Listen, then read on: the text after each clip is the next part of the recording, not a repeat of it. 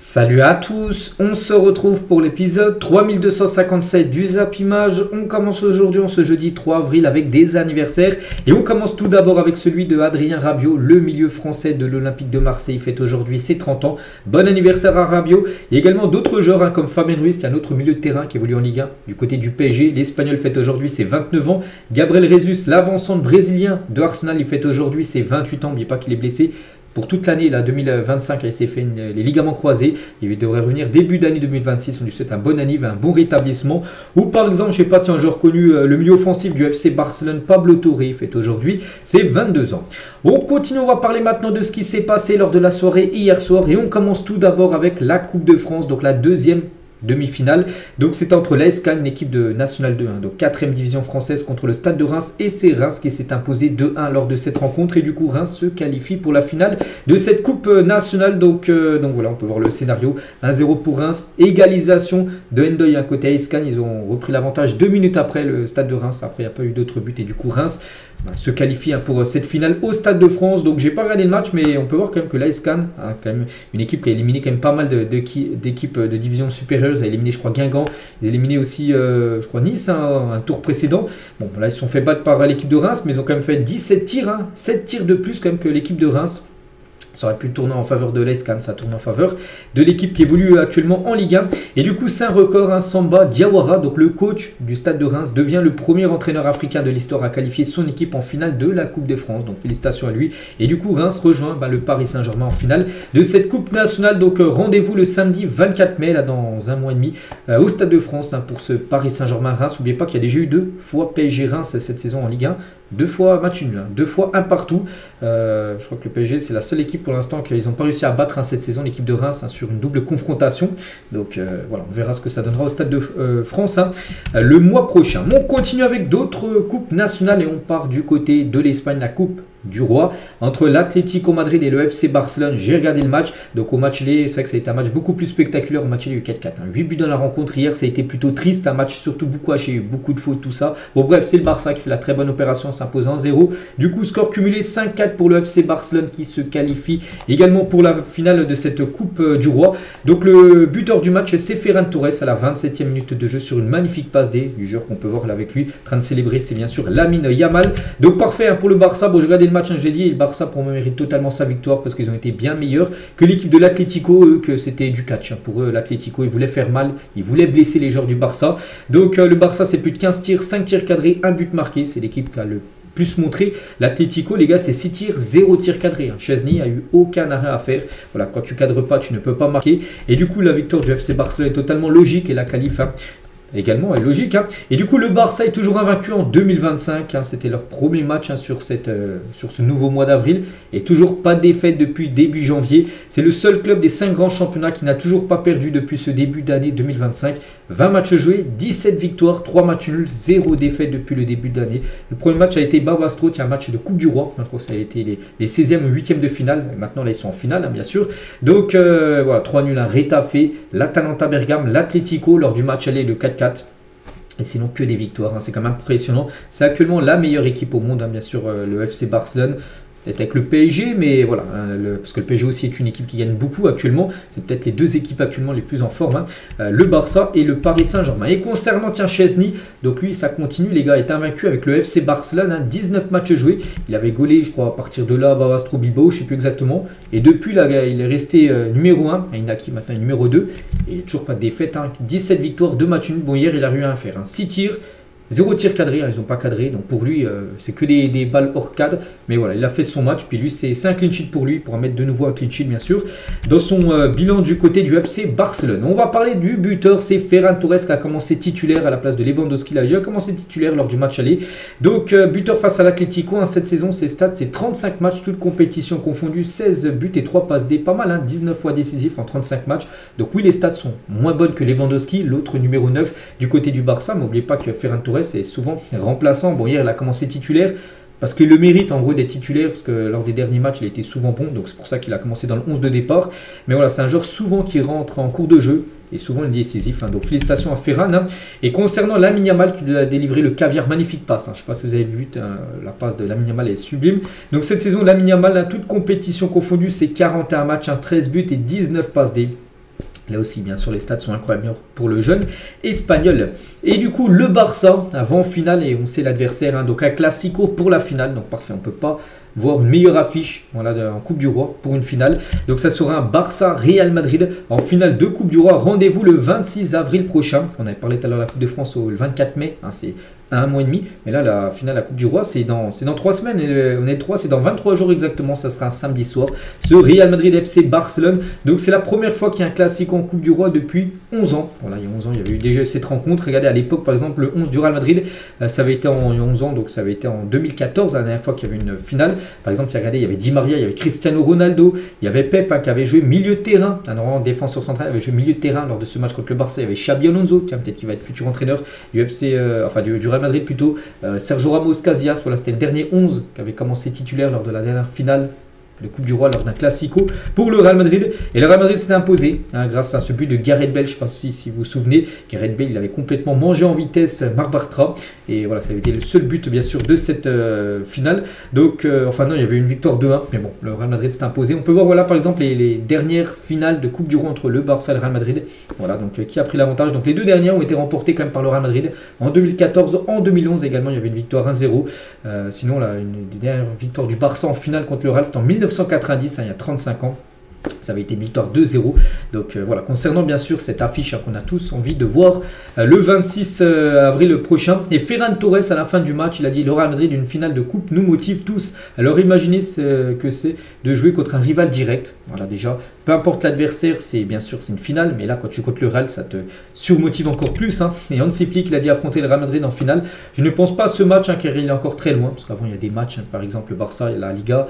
Il y a la Ligue des Champions, double match contre Dortmund, tout ça. Je ne pense qu'au prochain match pour l'instant. Donc il se mettra en mode focus sur le Real Madrid quand ça sera le moment bien sûr d'affronter le Real Madrid en finale de Coupe du Roi. Et Hansi Flick, aussi une petite info, n'a jamais perdu une finale en tant qu'entraîneur. Voilà, par exemple, il avait disputé une finale en tout début d'année, la finale de la Super Coupe d'Espagne gagnée contre le Real Madrid. Ça avait été un classico. Il y aura de nouveau un classico. Il a gagné aussi beaucoup de finales avec le Bayern Munich à l'époque. Même une finale de Ligue des Champions contre le PSG en 2020 ou 2021. Voilà, il n'a jamais perdu une finale. On verra ce que ça donnera contre le Real dans quelques jours, hein, dans 23 jours exactement. Et c'est que le Barça peut faire le quadruplé cette saison. C'est ça qu'ils font. Ils sont partis pour faire une saison incroyable. Donc déjà la Super Coupe d'Espagne validée. Ils l'ont gagnée en janvier dernier. Donc pour l'instant, premier de la Liga avec 3 points d'avance sur le Real Madrid et je crois 9 points d'avance sur l'Atlético 3e.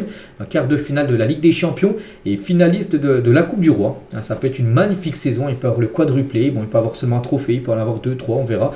Parce que là, tout se joue. Là, on rentre dans le dernier sprint final, bien sûr, de la saison. N'oubliez pas que le Barça ne jouera pas la Coupe du Monde des clubs. Ils n'ont pas été, pas invités, mais en gros, il fallait faire des bonnes performances en Ligue des Champions, en Coupe d'Europe les dernières années. Et ce qui n'a pas été le cas. Et du coup, c'est plutôt le Real Madrid et l'Atlético, les deux clubs espagnols qui joueront cette Coupe du Monde des clubs. Et on va parler, côté Atlético, parce que c'est actuellement très compliqué. Éliminé au tir au but par le Real Madrid en 8e de finale de la Ligue des Champions, il y a à peu près 2 semaines. Hein. Éliminé en demi-finale de la Coupe du Roi par Barcelone à 9 points du haut du classement. Ils sont 3e, 9 points de retard sur le Barça actuellement tête de la Liga. Ils sont en train de tout perdre là sur les 2-3 dernières semaines à l'Atlético. Qui était, à un moment, ils avaient enchaîné 14 victoires d'affilée, ce qui les avait fait remonter énormément au classement. Et depuis là, ils se sont fait éliminer de quelques compétitions et loin au classement de Liga. C'est compliqué pour les Colchoneros. Toujours sur ce match, j'ai dit que l'Atlético était en mode un peu catch. C'est vrai que le match a été souvent haché, il y avait très peu de rythme. Et pas de carton rouge pour Azpilicueta, et ça c'est quand même un scandale. Grosse semaine sur Rafinha d'Azpilicueta. Normalement ça mérite carton rouge. Au bout de 7 minutes de jeu, ça va pu changer totalement du match. L'arbitre, les gars, il est parti voir la VAR et pour lui, ça ne méritait pas carton rouge. Bon, je pense que beaucoup d'arbitres auraient mis rouge sur la semelle, bien sûr, d'Azpilicueta. Et les sifflets du Metropolitano contre Monsieur Munuera ont atteint 100 décibels. Donc cela équivaut à des pétards, représente un risque grave pour la santé auditive. Voilà, parce qu'il y a quelqu'un qui avait, je ne sais pas comment ça s'appelle, la machine pour écouter les décibels. Et en gros, il y a eu beaucoup de sifflets contre l'arbitre. Voilà, du match hier, l'arbitre de la rencontre en gros. Pourtant l'arbitre a été plutôt clément parce qu'il aurait pu donner carton rouge quand même sur la faute bien sûr d'Azpilicueta. Et à noter, un joueur aussi a pris beaucoup de sifflets à sa sortie hier. Donc c'est Griezmann a été sifflé par le Metropolitano. Donc il est sorti peut-être 5-10 minutes avant la fin du match. Et beaucoup de sifflets contre Griezmann. Voilà, donc on ne sait pas s'il restera ou partira l'été prochain, mais pas qu'il est en fin de contrat dans un an avec l'équipe de l'Atlético. Donc voilà ce qu'il va dire sur ce Atlético-Barça, où pour moi il n'y a pas eu match. Le Barça mérite totalement sa qualification. On continue avec d'autres coupes nationales. Il y avait également en Italie la deuxième demi-finale entre Milan AC et l'Inter Milan. N'oubliez pas qu'hier on avait parlé de la première demi où Bologne a s'imposé 3-0 en Empoli. Donc ils ont pris une sacrée option. Donc c'est sur match aller, match retour. Donc là pour ce match aller, un partout, donc Tammy Abraham, une égalisation de Çalhanoğlu, qui est ancien joueur de l'AC Milan, qui était buteur cette fois-ci avec l'Inter. Donc un partout, tout se jouera lors du match retour bien sûr entre les deux Milan pour savoir qui accompagnera certainement Bologne en finale de Coupe d'Italie. Donc voici les statistiques du match. Je n'ai pas regardé la rencontre, mais l'Inter l'équipe qui a eu plus de possession, plus de tirs cadrés. Ils auraient peut-être même mérité de gagner le match. Du côté de la Coupe nationale, donc la Coupe d'Allemagne, il y avait également la deuxième demi-finale entre Stuttgart et le RB Leipzig, et c'est Stuttgart qui s'est imposé 3-1 lors de cette rencontre, et du coup Stuttgart se qualifie pour la finale. Donc voilà, pourtant Leipzig a plus de 25 tirs, 25 tirs, 2 fois plus que Stuttgart, même 2 fois et demi de plus. Stuttgart c'est 9 tirs, mais 6 tirs cadrés, 3 buts, et efficace. Leipzig c'est 25 tirs, 5 tirs cadrés, mais seulement 1 but marqué. Et du coup Stuttgart se qualifie pour la finale de la Coupe d'Allemagne à Leipzig, voilà, de Xavi Simons. C'est fini pour eux. Et du coup la finale, bon, c'est vraiment une finale très inédite, personne s'en doutait. Arminia Bielefeld qui a éliminé comme le Bayer Leverkusen en demi-finale, une équipe de Détroit, Détroit allemand contre Stuttgart. Voilà, donc c'est ça la finale cette saison. Il n'y a pas de Bayern Munich, il n'y a pas de Bayer Leverkusen, il n'y a pas de Dortmund, il n'y a pas de... voilà, c'est cette affiche-là. N'oubliez pas que l'équipe qui gagnera sera qualifiée pour l'Europa League pour la saison prochaine. Du côté aussi de la Turquie, il y avait également un match, c'était quoi? C'était de la Coupe de Turquie. Avec le Fenerbahçe contre le Galatasaray. Déjà les deux équipes sont de la lutte pour remporter le championnat, mais là c'était de la coupe, et c'est le Galatasaray qui s'est qualifié. Donc à noter une fin de match où il y a eu pas mal de cartons rouges. Bon bref, le Galatasaray victoire 2-1, mais surtout avec un doublé de Victor Osimhen, l'attaquant prêté par Naples. N'oubliez pas que normalement le 1er juillet il retournera à Naples, il ne va pas rester au Galatasaray, mais actuellement il fait du taf énorme. Victor Osimhen est doublé pour lui. Donc cette saison c'est 32 matchs joués avec le Galatasaray et déjà 28 buts inscrits. Donc voilà, il va revenir à Naples parce qu'il ne va pas rester au Galatasaray. Il va certainement viser un très grand club, certainement Manchester United, où il pourrait signer. Victor Osimhen, donc voilà, il est en train de faire une saison incroyable, bien sûr, du côté du Galatasaray. À noter à la fin du match, José Mourinho, donc l'entraîneur du Fenerbahçe, qui a été battu 2-1 par le Galatasaray, donc a pété un plomb. Donc il a pincé le nez en gros de l'entraîneur du Galatasaray, il a habillé tout en or à droite. Donc bon, après l'entraîneur du Galatasaray, Okan Buruk, il s'est jeté au sol. C'était un peu n'importe quoi. Bon, il n'avait pas se jeter, mais c'était pour que Mourinho, bien sûr, soit suspendu. Donc voilà ce qui s'est passé. C'était très chaud à la fin de la rencontre entre ces deux gros clubs turcs. Du côté du Portugal, c'était pas de la coupe portugaise, mais plutôt un match en retard entre la 27e journée entre le Benfica et Farense, et c'est le Benfica qui s'est imposé 3-2, victoire importante bien sûr pour remporter le championnat. Et à noter que le Turc Kerem Aktürkoğlu a été auteur d'un doublé et d'une passe D, donc décisif sur les 3 buts de son équipe. Aktürkoğlu, donc l'attaquant turc du Benfica, est impliqué sur 35 buts en 55 matchs cette saison. Je crois qu'il joue au Galatasaray la saison dernière, c'est le club qu'on parlait juste avant. Mais là, au Benfica, il fait une magnifique saison, 35 buts, où il est décisif. Donc, buts et passes décumulés en 55 matchs pour ce joueur. Et du coup, le Benfica, avec cette victoire, comme j'ai dit, une victoire importante, du coup, ils ont le même nombre de matchs joués, parce que c'est un match en retard. Et reviennent sur le Sporting, le Sporting 65 points, le Benfica 65 points également. Donc après, c'est la différence de but, il y a 50 et 43 pour le Benfica. Mais voilà, bon, Porto un peu décroché, 56 points, ils ont 9 points de retard, Porto. Donc ça joue entre le Sporting et le Benfica, il reste 7 journées du côté du championnat portugais. C'est pour ça que la victoire de Benfica est très importante hier soir. On prend la direction aussi des États-Unis. Il y avait un match, c'est Los Angeles FC contre l'Inter Miami de Léo Messi, et Los Angeles FC s'est imposé 1-0. Tiens, l'équipe où joue par exemple Giroud, Golioris, par exemple, ou même Denis Buenga.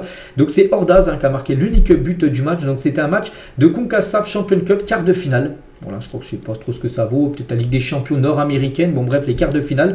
Donc c'était le match aller, il y aura le match retour qui sera après à Miami, dans la première manche.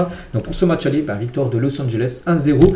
Donc voilà, avec ce but de ce joueur de 21 ans, bon, je ne sais pas si vous le connaissez, Ordaz, Nathan Ordaz, voilà, qui a été l'unique but du match. Et à noter que Los Angeles FC inflige à l'Inter Miami sa première défaite de la saison. Voilà, parce que l'Inter Miami, ils avaient enchaîné 9 matchs sans perdre. Hein. W, c'est win, hein, bien sûr, victoire. D, c'est match nul, un nul. Et sinon, regardez, ils ont enchaîné beaucoup de victoires là. Donc, L, lose, première défaite pour l'Inter Miami. L'équipe de Léo Messi avec du beau monde en tribune, hein, comme Lionel Richie et Stephen Curry, donc un très grand basketteur. Voilà, étaient présents pour regarder ce match, bien sûr, de Los Angeles, hein, bien sûr, contre l'Inter Miami de Léo Messi. On quitte les États-Unis, on revient en Europe, mais on va parler cette fois-ci d'un championnat, le gros championnat de la Première Ligue, parce qu'hier il y avait pas mal de rencontres, hein, Liverpool contre Everton. On commence tout d'abord avec ce match et Liverpool s'est imposé 1-0. Voilà, ça suffit, ça donne 3 nouveaux points pour Liverpool qui se rapproche encore un peu plus du titre, hein, de la Première Ligue. Donc Diogo Jota, l'unique buteur du match juste avant l'heure de jeu. Donc victoire logique, hein, 17 tirs, 3 tirs cadrés, 1 but. L'équipe d'Everton, hein, c'est 5 tirs, 0 tirs cadrés. Donc voilà, Liverpool, hein, bien sûr, a été l'équipe la plus entreprenante et c'est un derby, n'oubliez pas. Le stade de Liverpool, le stade d'Everton, enfin pour l'instant, parce qu'Everton très prochainement, je crois que dès la saison prochaine, ils vont jouer dans leur nouveau stade, hein, qu'ils viennent de construire, qui est beaucoup plus loin que le stade qui était là, enfin leur ancien stade. Donc concernant bien sûr ce derby, il y a noté ce match, les gars, ça aussi c'est un sacré scandale. Tout à l'heure on parlait d'Azpilicueta où ça aurait pu prendre carte rouge, hein. Et bah là aussi les gars, comment le joueur Tarkowski, le joueur d'Everton, n'a pas pu prendre rouge sur cette action, sur ce tacle, hein, sur McAllister. Il a mis carton jaune à l'arbitre, il est parti voir la VAR, parce que l'assistance vidéo lui a dit va voir la VAR, ça mérite rouge, hein. Il a laissé son jaune.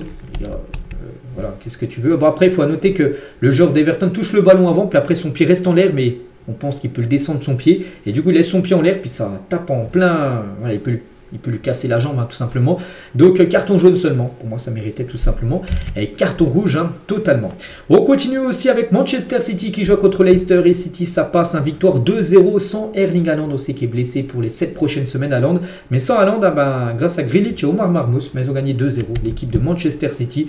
Bon, on va gagner une victoire logique. Hein, 18 tirs, 5 tirs cadrés, 2 buts. L'équipe de Leicester, c'est 2 tirs dans le match. 0 tirs cadrés, 0,02 en XG.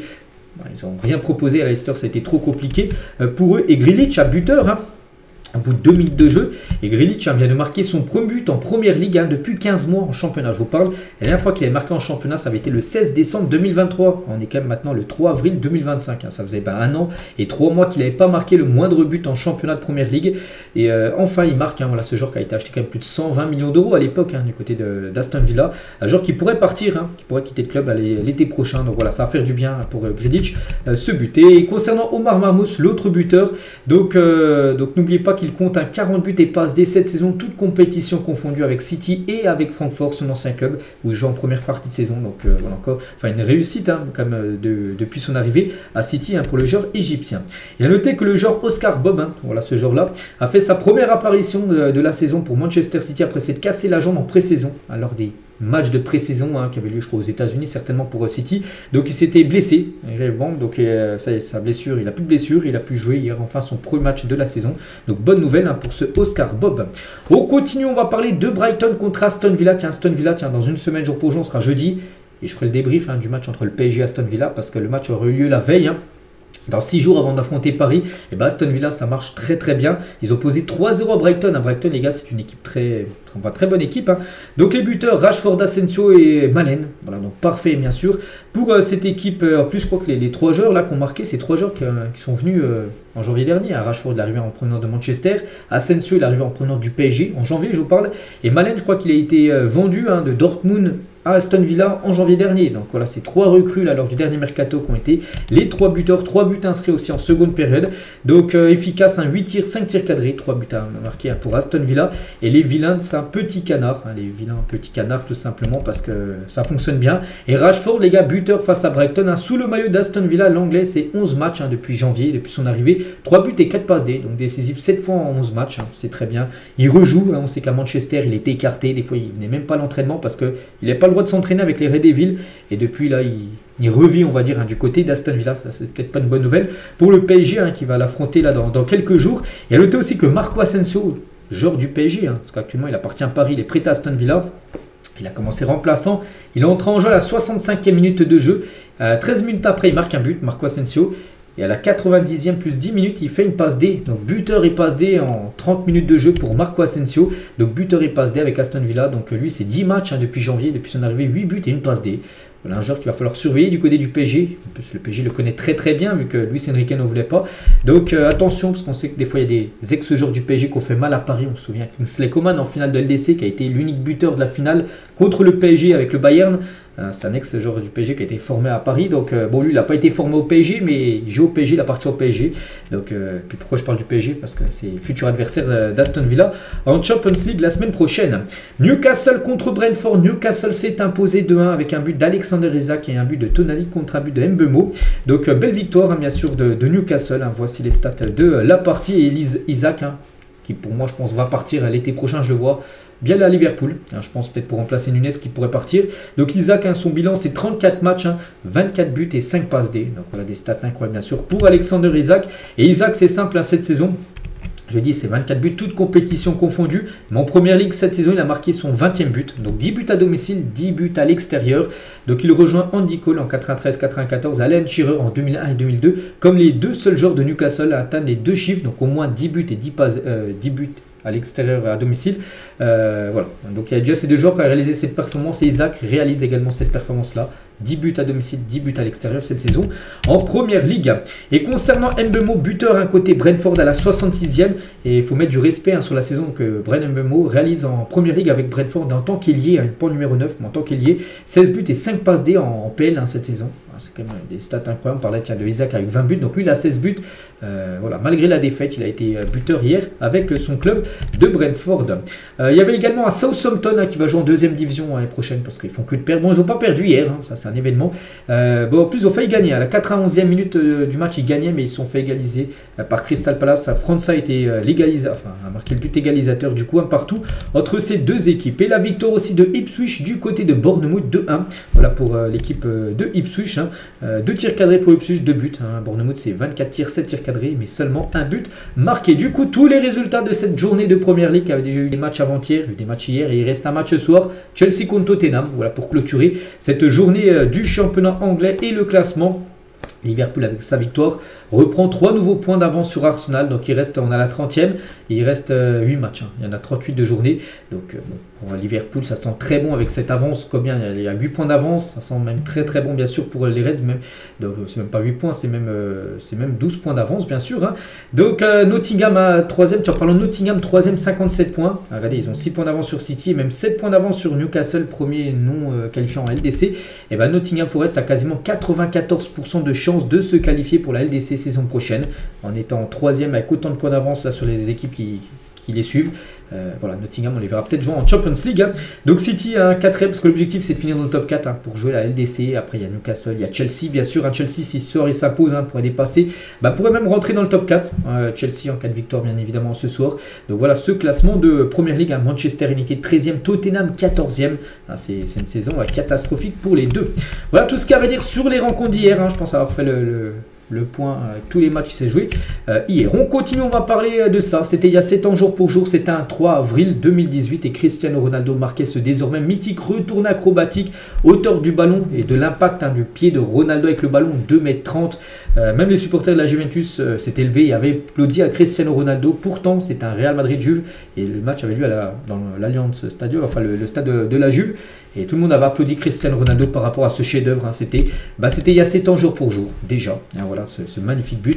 Et à noter que le Real Madrid s'est imposé 3-0. Un but de Marcelo, un doublé de Ronaldo 3e et 64e. Avec ce retourné acrobatique. N'oubliez pas que Ronaldo avait ensuite rejoint bien sûr la Juventus Turin quelques mois après.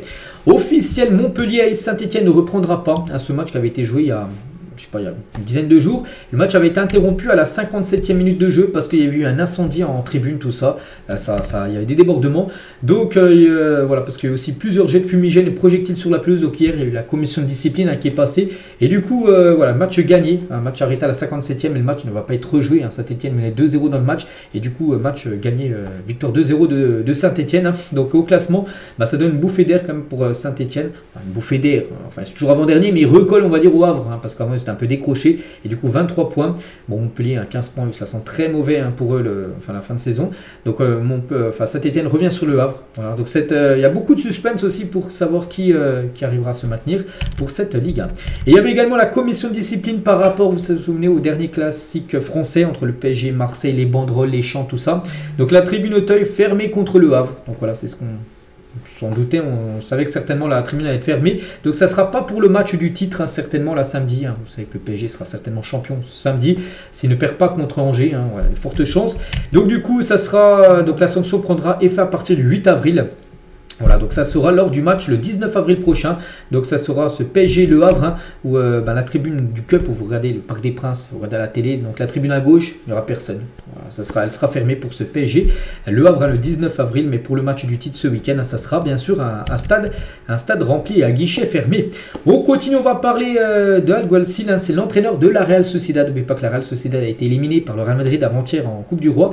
Le Real Madrid est un grand club, il n'a pas besoin d'être aidé par l'arbitrage, parce que pour l'entraîneur de la Real Sociedad, le Real Madrid est favorisé par rapport à l'arbitrage. Donc la Real Sociedad indignée par le hors-jeu de Mbappé non sifflé avant le 3e but du Real Madrid. Et pour Alguacil, bien sûr, ça passe pas. On ne dit pas qu'il y a eu 4 partout, mais au score cumulé, du coup 5-4 pour. Le Real Madrid, c'est que 2-5-4 au score cumulé, alors des 2 demi-finales de Coupe du Roi. On va parler d'Ancelotti qui révèle avoir mis un coup de pression à Vini en le menaçant de le remplacer pour qu'il défende plus. Il a dit en gros, si tu défends pas plus, je te remplace. Après cette conversation, Vini a accéléré le rythme, a déployé toute sa puissance, jouant un rôle clé dans la prolongation. Il a délivré 2 passes décisives. Voilà. Alors, en gros, il lui a dit il faut que tu défendes beaucoup plus, et c'est ce qu'a fait après Vini. Et bien sûr, il n'est pas sorti. En plus, il a délivré 2 passes D lors de la rencontre. Et tiens, en parlant d'Ancelotti, vu qu'on parlait de lui, donc Ancelotti était au tribunal de Madrid ce mercredi, donc hier. Pour témoigner d'une prétendue fraude fiscale. C'était il y a plus de 10 ans, c'était lors, parce qu'il a déjà entraîné le Real, il entraîne actuellement le Real. Mais avant, il y a eu Zidane, il y a eu des autres entraîneurs qui ont entraîné le Real. Puis lui, il avait entraîné le Real lors de la décima en 2014, tout ça. Et en gros, il avait une fraude fiscale. Et 10 ans après, il a dû répondre devant le tribunal de Madrid par rapport à ça. Carlo Ancelotti.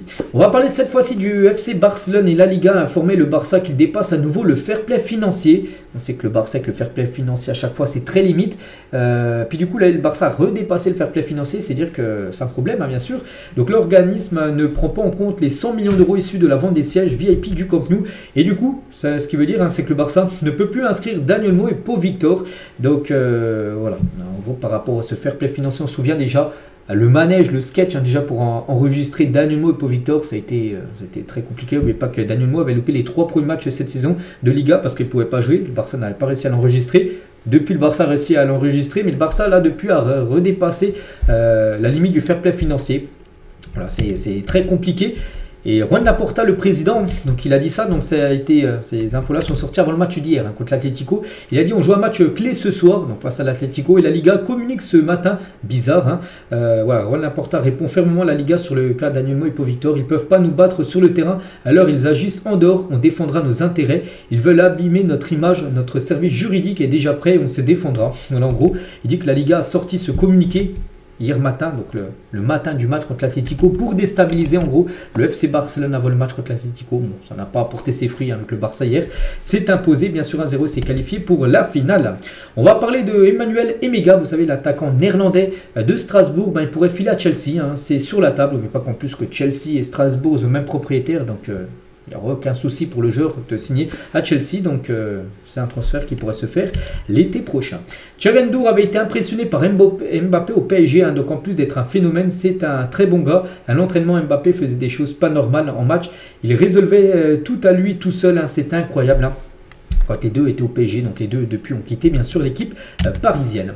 Et toujours tiens avec Kylian Mbappé, donc Anna Pastor, donc cette journaliste de la Sexta TV sur Kylian Mbappé, parce qu'elle a interviewé Mbappé, là récemment elle a dit, c'est l'un des gars les plus intelligents que j'ai interviewé ces dernières années, et pas seulement parmi les footballeurs, je parle en général, peut-être même avec des politiques, tout ça. Elle dit qu'Mbappé est très intelligent, il ne recule devant aucune question, il prend position et argumente, il a sa propre opinion, il est très mature pour un jeune de 26 ans, je n'avais aucun préjugé contre lui, mais j'avoue qu'il m'a agréablement surprise. Hein. Il est charmant et a un grand sens de l'humour. Il veut juste être vu comme une personne normale. Voilà en gros ce qu'a pensé cette journaliste espagnole hein, quand elle a interviewé Mbappé là très récemment. Toujours tiens en Espagne, on va parler de Nico Williams, un joueur qui devrait partir certainement de Bilbao l'été prochain.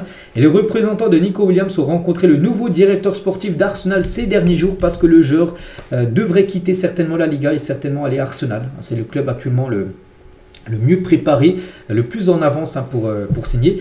Nico Williams qui était très proche du Barça saison dernière, mais voilà, là il devrait plutôt aller en première ligue.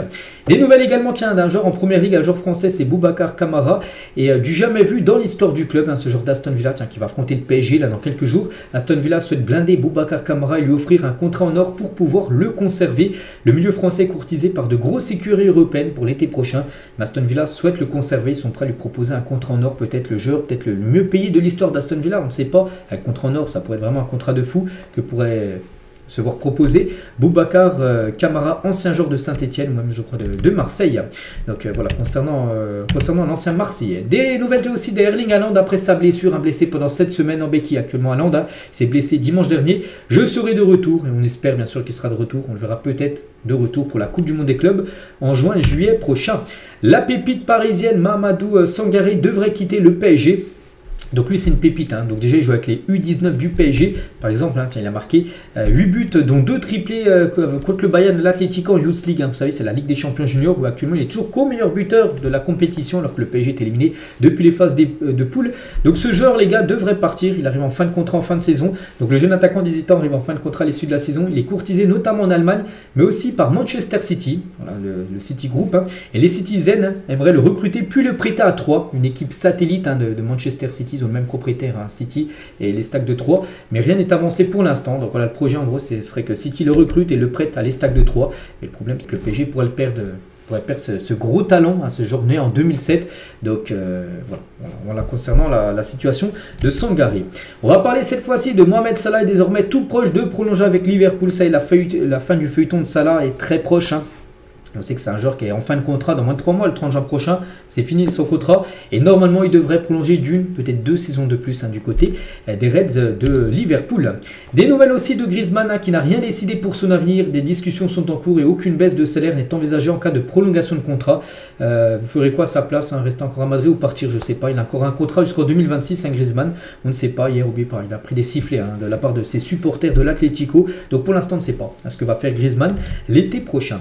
Luis Enrique, donc le joueur de l'OM, hein, le joueur brésilien, affole l'Europe, hein, donc il est une priorité pour l'Inter Milan qui va en faire un joueur de l'effectif pour la Coupe du Monde des clubs hein, dès l'été prochain. Le Bayern est également très chaud, le Bayer Leverkusen a également discuté avec son entourage, Newcastle et Nottingham Forest sont également intéressés. Voilà, quand même toutes les grosses équipes intéressées quand même par Luis Enrique. Et à noter que Mehdi Benatia est à San Siro hier hein, pour le match entre l'Inter et l'AC Milan, pour discuter avec l'Inter Milan au sujet de Luis Enrique, ce joueur, comme j'ai dit, brésilien, qui est une priorité pour l'Inter, hein, qu'ils aimeraient l'avoir pour la Coupe du Monde des clubs. Donc voilà, Marseille a fixé son prêt à 30 millions d'euros. C'est la somme qu'ils aimeraient recevoir en vendant. N'oubliez pas qu'à l'époque, les gars, il jouait à Marseille, puis après il avait été prêté à Botafogo, je crois, championnat brésilien, parce qu'en gros, il ne faisait pas l'affaire à Marseille. Depuis, il est revenu, puis depuis, maintenant, c'est un titulaire indiscutable, et il pourrait bien sûr partir pour très cher. Des nouvelles de Osimhen, on a un peu parlé tout à l'heure avec son doublé, j'ai dit, hein, qui devrait quitter le Galatasaray, retourne à Naples, mais peut-être à Manchester, et c'est vrai, hein, il est sur le radar des Red Devils, un transfert avec le Napoli pour impliquer Alejandro Garnacho en échange. Donc Garnacho, lui, pourrait partir du côté de Naples, hein. Il y a Chelsea aussi qui est intéressé par le joueur argentin qui devrait quitter normalement Manchester United. Des nouvelles aussi de Sancho, les gars, et Dortmund est intéressé par la signature de Sancho. Il avait déjà joué à Dortmund, hein, bien sûr, dans le passé, et il pourrait retourner à Dortmund. Donc c'est vrai qu'on a l'impression que Sancho, il réussit qu'à Dortmund. C'est qu'à Chelsea, il n'arrive pas. Il est prêté par Manchester United, où il ne joue pas non plus à Manchester, donc voilà, il pourrait retourner au Borussia Dortmund, peut-être le club parfait pour le joueur Sancho. On va parler d'Ousmane Dembélé, inscrit donc avant-hier le 100e but de sa carrière en club, hein, débuté il y a bientôt 10 ans, en 2025, seulement 3 mois. Dembélé a marqué quand même 24 buts, hein, soit presque un quart d'entre eux. Ah, c'est fou les gars, voilà, 10 ans de carrière, donc il a marqué son 100e but, il a marqué un doublé hein, contre l'équipe, c'était qui, je ne sais même plus, contre Dunkerque, hein, bien sûr avant-hier en Coupe de France, mais rien que sur cette année 2025, là en 4 mois, il a marqué un quart de ses buts en carrière. Ça c'est quand même fou pour montrer que l'efficacité là est totale, en totale réussite bien sûr pour le joueur Ousmane Dembélé.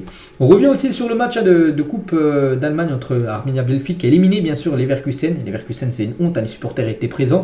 Et quand Granit Xhaka s'embrouille avec un fan du Bayer Leverkusen après l'élimination avant-hier face à la Détroit allemande, donc il s'est bien embrouillé avec des supporters qui ne comprenaient pas. C'est vrai que la saison dernière, les supporters de Leverkusen étaient aux anges. Saison invaincue, ils ont gagné la Coupe d'Allemagne, ils se sont fait éliminer. Ils sont arrivés, ils ont gagné aussi, je crois, la Super Coupe d'Allemagne. Ils avaient gagné le championnat, peut-être pas la Super Coupe, mais le championnat a été gagné. Mais ils ont atteint la finale de l'Europa League. Mais là, cette saison, c'est une saison certainement qui va être blanche pour le club du Bayer Leverkusen. Eden Zegrova sera disponible cet été contre 30 millions d'euros. Il va partir. Quasiment sûr cet été, lui il en fin de contrat dans un an, 2026, pour ça que Lille préfère le vendre là, pour éviter de le perdre libre l'année prochaine. Donc le Barça envisagerait de le recruter. Voilà, donc c'est qu'à Lille, il y aura pas mal de gros départs, Zegrova, des Jonathan David aussi, lui qui arrive lui en fin de contrat, lui aussi partira. À peine débarqué à l'OM, Ismaël Koné se voyait déjà repartir en première ligue la saison d'après, car il se trouvait super bon. Voilà, d'après Romain Molina qui a sorti une vidéo là récemment sur l'OM, et dit en gros que Koné, qui débarque à Marseille, lors de ses premiers entraînements, il se sentait trop fort, en gros il se disait déjà, tiens, je vais faire seulement une année à Marseille, puis après je vais déjà retourner en première ligue parce que je suis trop fort en gros pour jouer en Ligue 1. Non, pas du tout, parce qu'il n'a même pas joué à Marseille, il a été transféré là récemment du côté du stade rennais. Regardez du côté du Real Madrid, Hendrik, on sait que cette saison en Coupe du Roi c'est 5 buts, et le recordman pour un joueur du Real Madrid sur une saison de Coupe du Roi c'est Ronaldo, 7 buts. Donc Hendrik a 5 buts, donc il fait quasiment aussi bien que CR7. Voilà, il reste la finale, peut-être qu'il jouera bien sûr Hendrik, et voilà, s'il marque 2, peut-être un triplé, on ne sait pas, contre le Barça, et il serait peut-être le joueur le plus buteur, on va dire, sur une saison de Coupe du Roi du côté du Real. Et on finit les gars cet épisode aujourd'hui avec ça, quand Andy Carroll, maintenant qui joue du côté de Bordeaux, s'était ramené en survêtement de West Ham au mariage de sa sœur. Voilà, c'est fou, normalement au mariage, tu viens bien habillé, donc lui il est arrivé avec en mode jogging, en mode survêt polo, enfin veste de West Ham, son club où il jouait à l'époque. Donc voilà des nouvelles bien sûr d'Andy Carroll, bon elle date d'il y a quelques années bien sûr cette info. Donc voilà ce qu'il y a à dire aujourd'hui, j'espère que ça vous a plu, on se retrouve demain vendredi pour le prochain numéro, je vous souhaite une très bonne journée et à demain.